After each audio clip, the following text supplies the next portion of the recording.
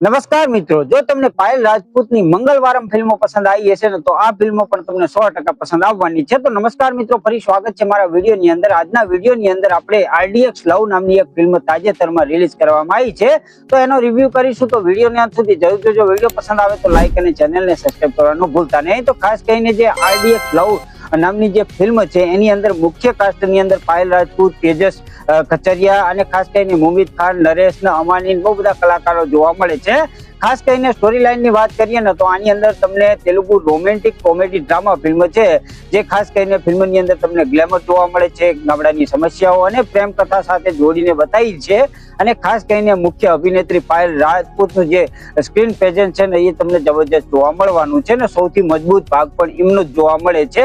આની અંદર જે ખાસ કરીને મંગલવારમ ફિલ્મ જો તમને જોઈ હોય ને તો એના વિશે હું તમને એટલું જ કહીશ કે એ એક જબરજસ્ત ફિલ્મ હતી, જેની અંદર એક્શન અને થ્રિલર ની સાથે સાથે જે મિસ્ટ્રી અને સસ્પેન્સ બતાવ્યું હતું ને એ જબરજસ્ત જોવામાં મળ્યું હતું। ત્યારે આની અંદર પણ એ ટાઈપનું જોવા થોડું ઘણું મળે છે, મતલબ કહેવાય કે ગ્લેમરનો ભાગ વધારે બતાવવામાં આવ્યો છે। સાથે સાથે ગામડાની અંદરની જે નાની મોટી તકલીફો છે એ પણ આની અંદર બતાવવામાં આવી છે, જેમ કે બાળકો ન થવાની પાછળના રીઝન શું છે અને કહેવાય કે એ પ્રમાણે એને કઈ રીતે સોલ્વ કરે છે। સાથે સાથે ગામડાની એક માવા મસાલા ખાવાની જે ટેવ, ગુટખા ખાવાની ટેવ છે એ પણ આની અંદર બતાવી છે।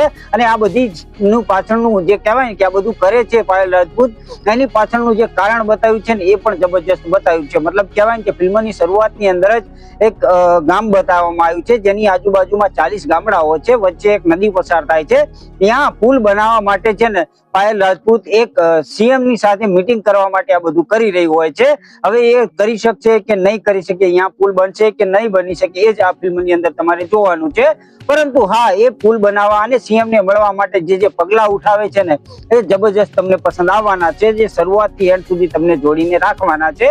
ખાસ કરીને અત્યારે ચૂંટણીનો માહોલ ચાલી રહ્યો છે, ત્યારે મોટા ભાગનું આ ફિલ્મની અંદર જે બતાવ્યું છે ને એ રિયાલિટી બતાવ્યું ને એ ટાઈપનું બતાવી શક્યું છે। મતલબ કહેવાય ને કે જ્યારે ઇલેક્શન આવે છે ત્યારે મત માંગવા તો બધા નેતાઓ આવી ચડે છે, પણ જ્યારે કામ કરવાની બાબત આવે છે ત્યારે કોઈ પણ પ્રકારના કામ નથી કરતા। એ જ ટાઈપની સિચ્યુએશન આ ફિલ્મની અંદર બતાવી છે। અને ખાસ કરીને આ જે હિરોઈન છે મતલબ પાયલ રાજપૂત છે એ અલી વેલીનું પાત્ર ભજવે છે, સાથે સાથે તેજસ છે એ સિદ્ધુ એને બોયફ્રેન્ડનું પાત્ર ભજવે છે। અને સિદ્ધુનું પણ કહેવાય કે કેરેક્ટર છે ને જબરજસ્ત લખ્યું છે। મતલબ કહેવાય કે એના જે પિતા હોય છે એક ચેનલ બનાવવા માટે શું કરે છે આ ગામ સાથે સાથે એના લોકો સાથે, એ પણ તમને જબરજસ્ત લાગવાનું છે। ઓલ ઓવર જોવા જઈએ તો સ્ટોરી જબરજસ્ત છે, આની સાથે જે પ્રેઝન્સ કહેવાય કે જે બતાવ્યું છે ને એટલું જબરજસ્ત બતાવ્યું છે જે શરૂઆતથી અંત સુધી તમને જોડીને રાખે છે।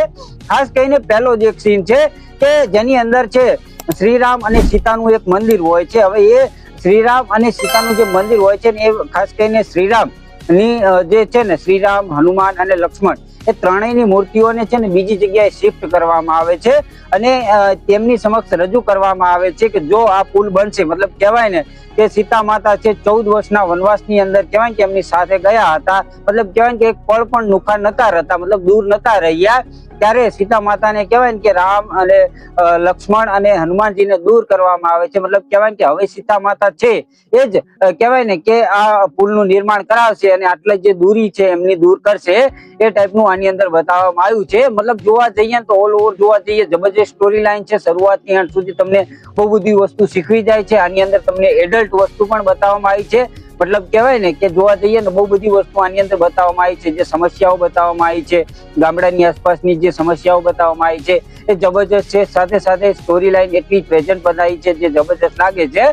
અને જે પુલનું અને પછીને જે કહેવાય કે પુલ બને છે કે નથી બનતું એ આની અંદર તમારે જોવાનું છે, પણ જે સેક્રિફાઈસ કરે છે ને એ જબરજસ્ત છે, જે શરૂઆતથી અંત સુધી તમને બહુ બધું વસ્તુ શીખવી જાય છે, એ ટાઈપની સ્ટોરી આની અંદર જોવા મળે છે।